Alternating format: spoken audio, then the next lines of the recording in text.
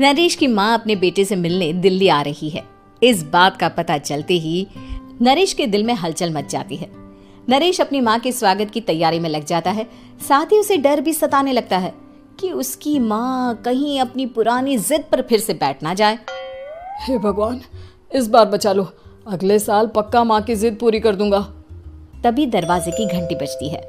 नरेश दरवाजा खोलता है तो सामने अपने मकान मालिक को देखकर हैरान हो जाता है, क्योंकि उनके साथ एक सुंदर सी लड़की भी थी। अब नमस्ते अंकल, कुछ काम था, मुझे बुला लेते। आपने क्यों कष्ट किया? अरे नहीं नहीं, इसमें कष्ट कैसा, मैं तो बस तुम्हें रीना से मिलवाने आया था। आज से रीना तुम्हारे साथ इसी फ्लैट में रहेगी। अंकल, कोई लड़का फ्लैटमेट नहीं है? एक अनजान लड़की के साथ रहना मेरे लिए थोड़ा अजीब होगा। देखो नरेश, मैं तुम्हें पहले भी बता चुका हूँ कि इस फ्लैट में तुम्हें किसी ना किसी के साथ एडजस्ट करना ही होगा, या फिर तुम अकेले पूरे फ्लैट का किराया दे दो, मैं किसी को नहीं रखूंगा।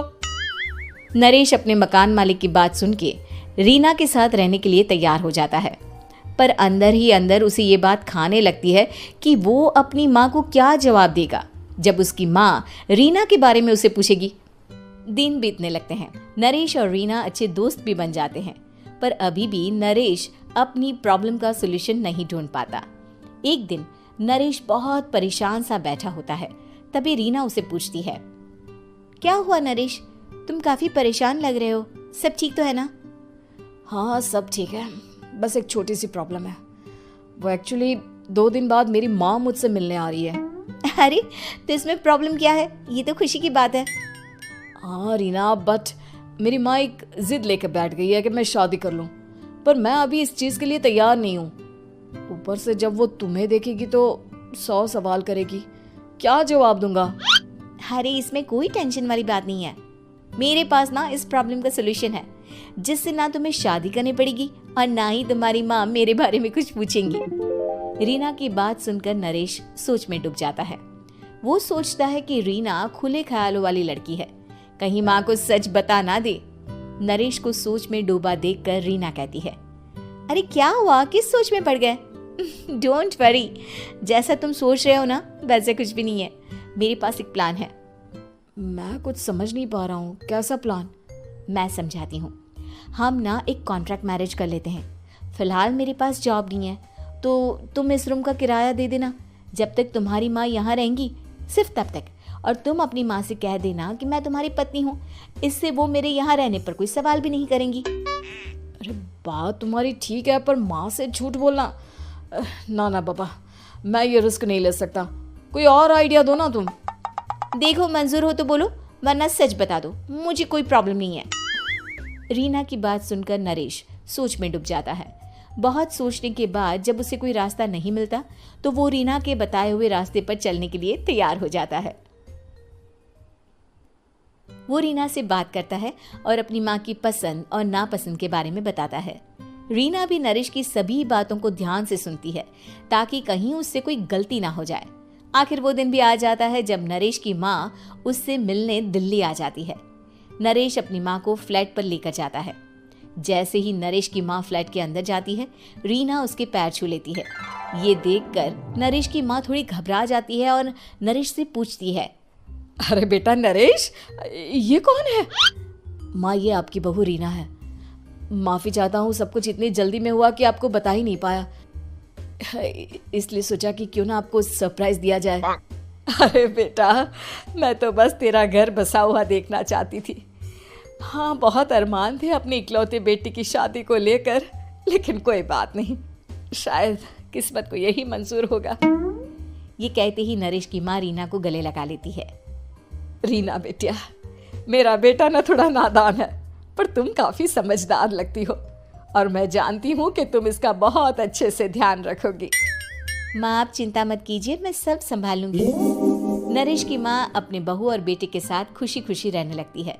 दिन बीतने लगते हैं। नरेश की माँ और रीना का रिश्ता बहुत मजबूत होता चला जाता है।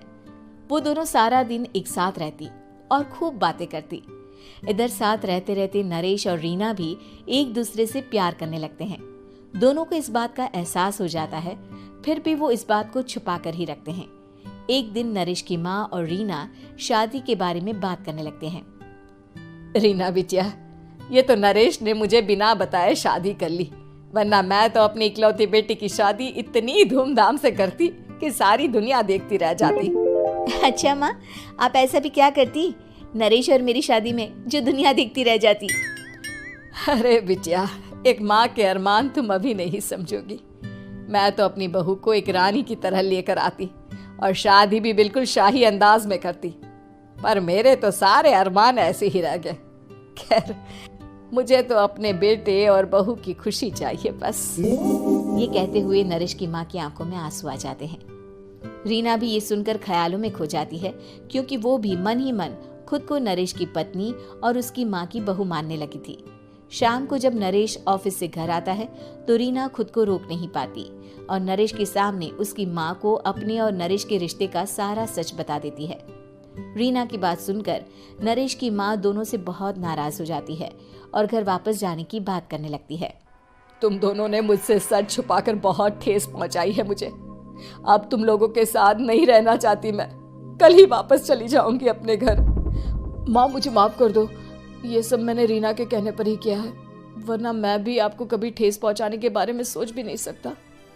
हाँ माँ, हमने ये सिर्फ आपका दिल रखने के लिए किया, प्लीज हम दोनों को माफ कर दीजिए। तुम दोनों ने मेरे अरमानों के साथ खिलवाड़ किया है, और वैसे भी मुझे अपने बेटे के लिए एक अच्छी लड़की ढूंढनी है, इसलिए मेरा यहाँ से जाना ही बेहतर होगा। माँ की ये बात सुनकर रीना खुद को रोक नहीं पाती। माँ, क्या मैं आपके घर की बहू बनने लायक नहीं हूँ? रीना की बात सुनकर नरेश हैरान रह जाता है। नरेश की माँ भी कुछ समझ नहीं पाती। मैं कुछ समझी नहीं, आखिर तुम कहना क्या चाहती हो? माँ, मैं वो नरेश से बहुत प्यार करती हूँ और साथ ही साथ मैं आपको भी अपनी माँ मान बैठी हूँ। आज जब आपकी बातें सुनी तो खुद को रोक नहीं पाई, इसलिए सारा सच आपको बता दिया। रीना की बात सुनकर नरेश की माँ की आंखों में आंसू आ जाते हैं और वो अपने बेटे नरेश और रीना को गले लगा लेती है। मेरे घर की बहू तो सिर्फ रीना बिटिया ही बनेगी। मैं आज ही तुम दोनों की शादी की तारीख निकलवा दूंगी, बस एक बार तुम्हारे घर वाले मान जाए।